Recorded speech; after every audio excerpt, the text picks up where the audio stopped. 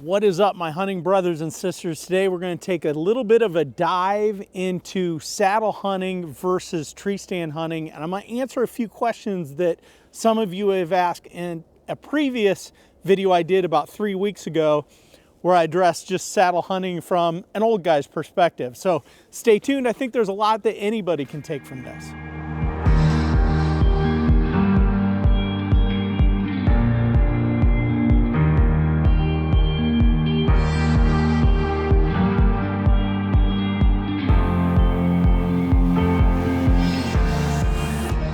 So this is a real world scenario that I want to show you where the benefits of saddle hunting would be over a tree stand. And this is a setup that I've hunted for about 12 years now in an actual tree stand.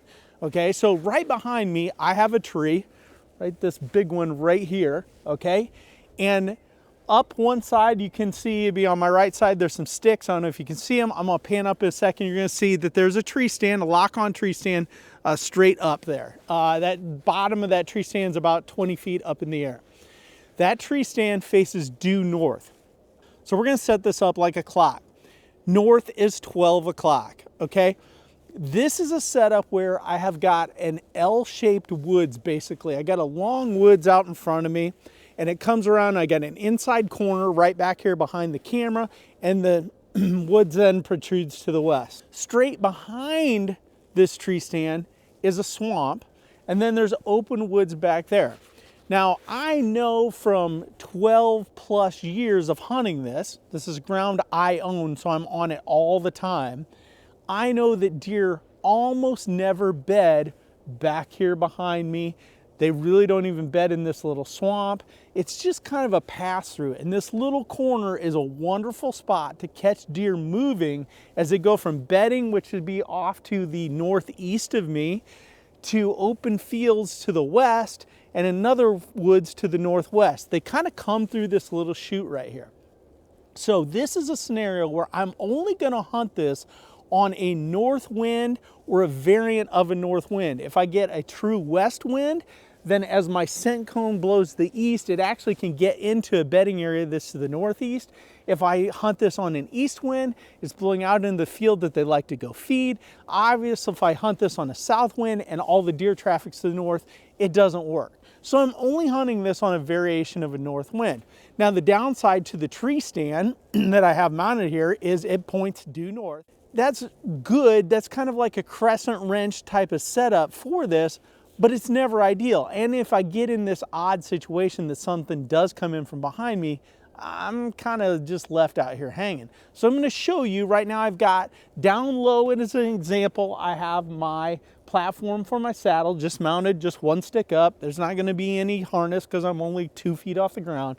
But I'm going to show you kind of the limitations, and then we're going to jump into the saddle and how I would adjust that saddle position or the platform position depending on my variance of winds that I can get into. So hold on. Okay, so I'm set up exactly how I would be set up in this tree stand, only 2 feet off the ground, not 20 feet off the ground. This tree is a little bit of a problem at this height. At that height, it's not. They kind of grow apart. But anyways, I didn't want to take you to a tree that wasn't realistic or what I didn't use. So this is ideal for a true north setup. Deer pass out here in front of me. I got great shot opportunities no matter where the deer are at. Again, if this isn't here, it's no big deal.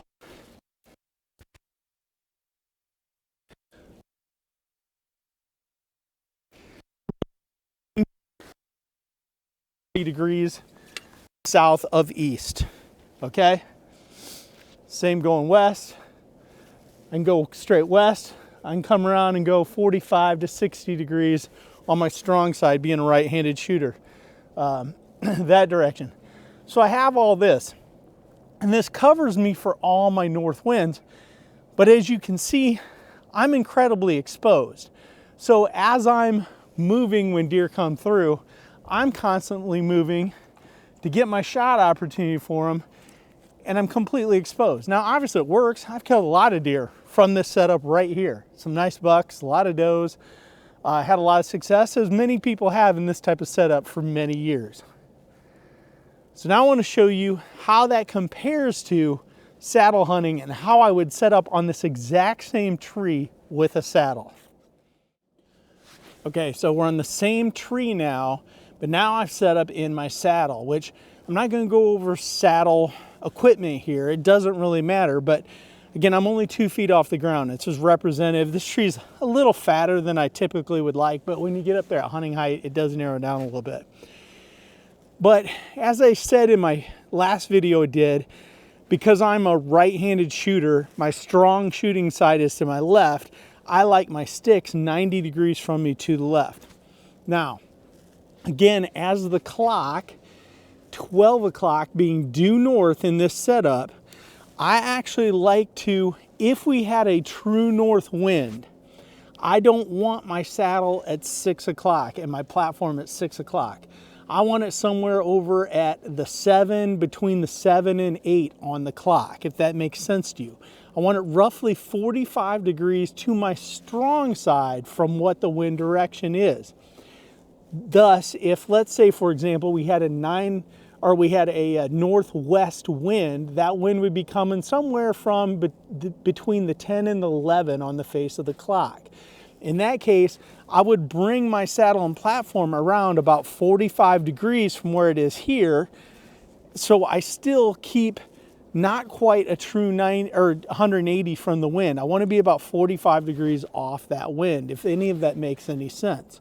Again, think about your clock and always be 30 to 45 degrees to your strong side. If you're a left-handed shooter and you get a north wind at 12 o'clock, then you're going to want to be over, in my opinion, somewhere between where the 4 and the 5 is on the clock if you're a left-handed shooter.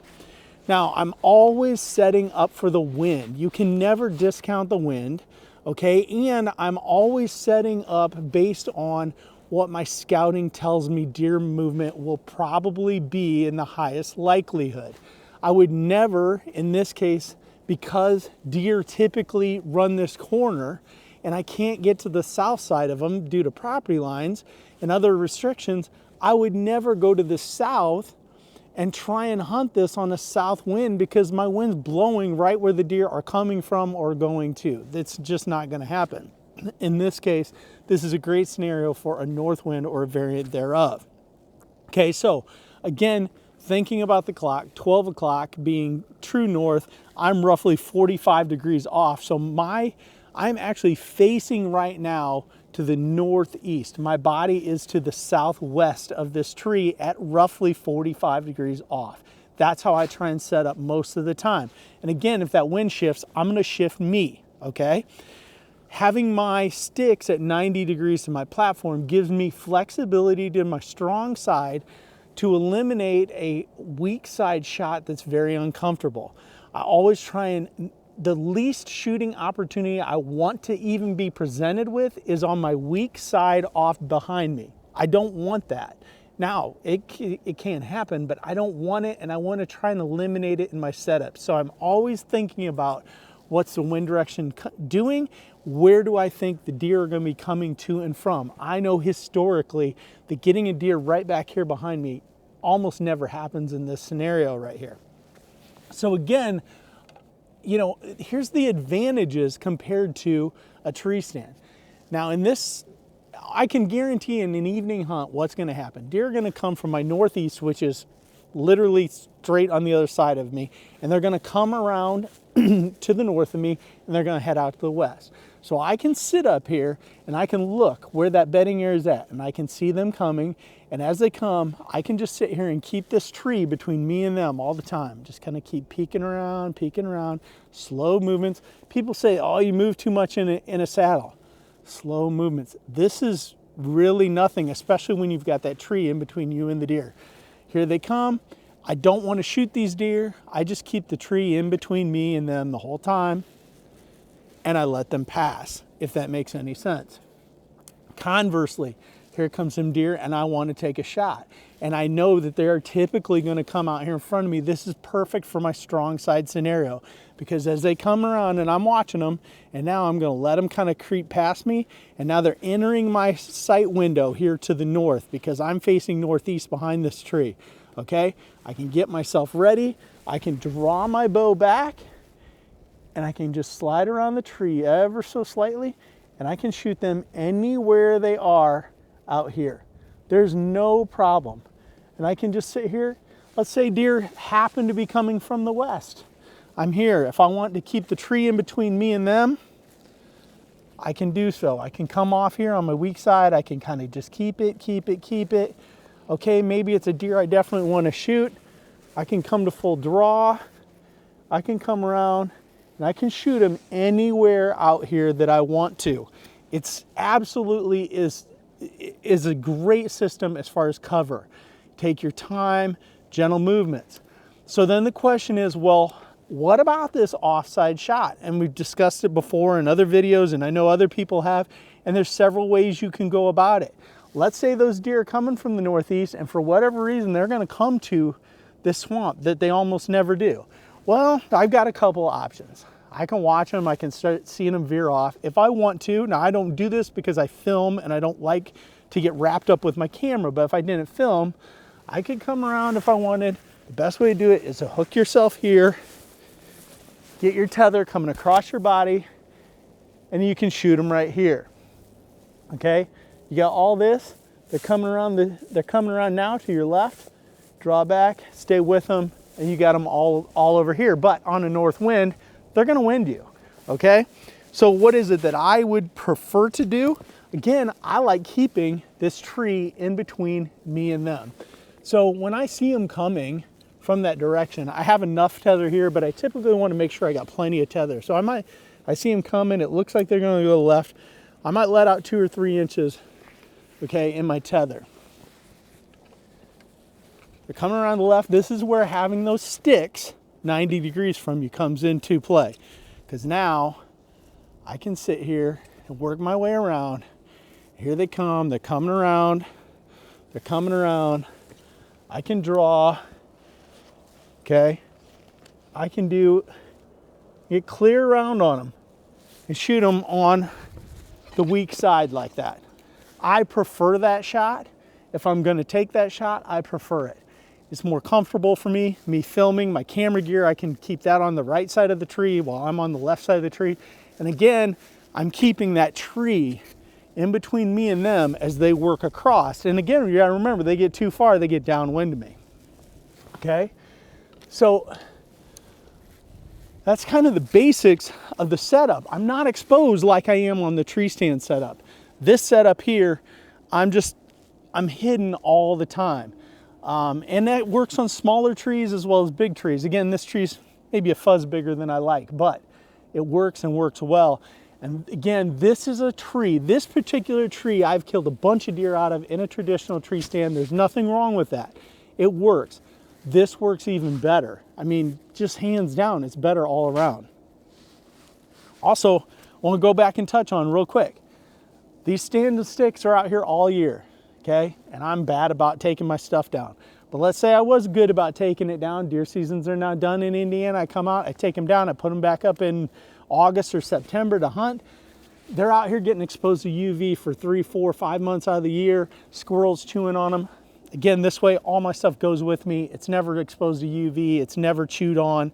Everything's always maintained and safe. So that is a real world scenario how I would do this. Again, remember the clock example. If you got due north, for me as a right-handed shooter, I'm going to want to be roughly 45 degrees off to my strong side from 180.